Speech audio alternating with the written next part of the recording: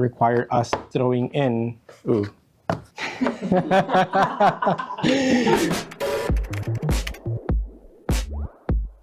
What's up, everyone? I'm Manny Garcia, product manager here at Satechi, and we are kicking off the very first episode of Satechi Tech Talks, where we review our latest products, some real tech frustrations, and answer your questions. Today, we're going to be taking a closer look at one of our latest launches, the Mac Mini M4 stand-in hub with SSD enclosure.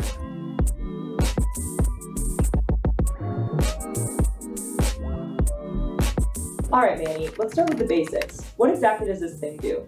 Great question. So the Mac Mini M4 stand-in hub is designed to provide more ports, better accessibility, and external storage. New features with this one is going to be primarily its accessibility function. Although it may seem small, this is a very important feature of our hub that prevents users from having to awkwardly pick their computer up in order to power their device on. Next, it's the cooling. So we actually integrated a couple of vents on the bottom to help dissipate the heat. We also included a thermal pad that can be used with the SSD to also absorb some of that heat. Next, extended storage. We integrated an SSD enclosure that can adapt to different SSD sizes, ranging from 2280 down to 2230.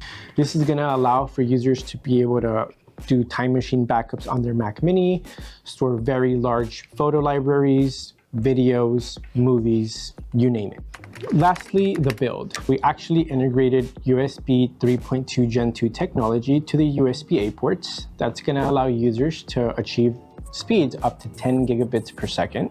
The SD card is also increased to UHS-2 speeds, so users will be able to get speeds up to 312 megabytes per second. We added a soft touch coating on top to help provide a more premium feel and look. Apart from that, the product is 61% smaller in size, meaning less eco-waste, a more sustainable solution, and an eco-friendly design. Around here, we're not just launching new tech, we're listening. So let's jump right in. So we felt like the Mac Mini itself had the USB-C ports covered. It does have 3 Thunderbolt ports on the back. It comes with 2 USB-C ports on the front. So we really wanted to provide the USB-A connectivity to the user, so they should be able to connect legacy devices that they may still have. Yes, we actually integrated a ton of shielding internally to the product, as well as a coaxial cable to ensure there is no interference with Wi-Fi. Apart from that, our QA team did some hours of testing on the Mac Mini stand-in hub to also ensure that it wasn't going to affect the overall network connectivity. So the maximum speed that the NVMe supports is 10 gigabits per second. Although it is compatible with PCIe 5.0, it's not really recommended. It's more so overkill, just because the transfer speeds will be limited by the enclosure itself.